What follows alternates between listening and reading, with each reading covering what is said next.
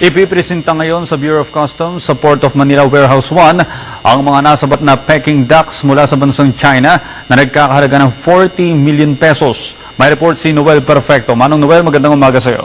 Magandang umaga, Audrey. Kasalukuyan ngayong ipinapakita ni Customs Commissioner Rufy Biazon at saka ni X-ray Head Attorney Lourdes Mangawang itong 40 million pesos worth ng mga smuggled Peking ducks at saka mga pigeons mula from China.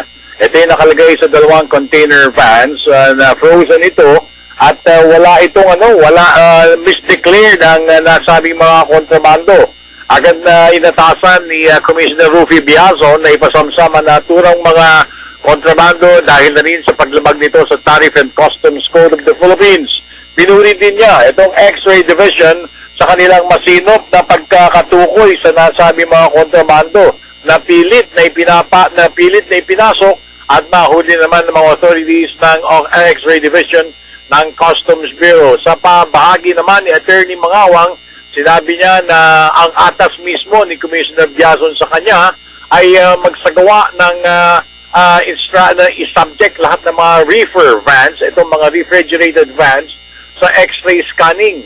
Ito'y bahagi na rin ng kampanya, lalo na itong parating na Kapaskuhan sa lungsod ng Maynila, gayon din dito rin sa buong Pilipinas na, sa lahat ng puerto sa ating bansa. At mamaya-maya susubukan ko rin makuha sana itong si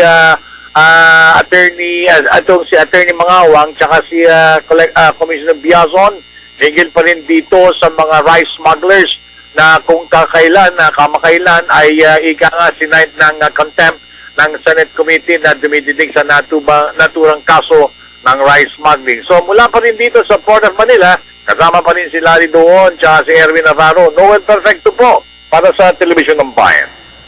Maraming salamat kasamang Noel Perfecto. Sa iba pang balita, binago na ng Kamara ang Anti-Enforce o Involuntary Disappearance Act na nagbabawal sa pagdukot ng mga otoridad sa sinumang individual. Ayon kay Deputy House Speaker Erin Tañada, naghihintay na lang ito na malagdaan ni Pangulong Aquino upang maging ganap na batas. Sinabi naman ni Albay Representative Encel Lagman, isa sa mga pangunahing may akda nito, na milestone ito sa buong Asya.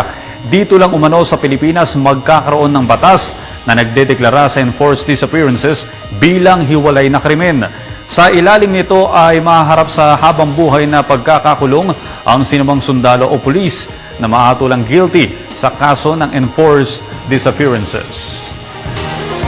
At yan po naman ang aming mga nakalap na balita at impormasyon. Magbabalik ang PTV Newsbreak makalipas ang 1 oras. Ako po si Audrey Goriseta.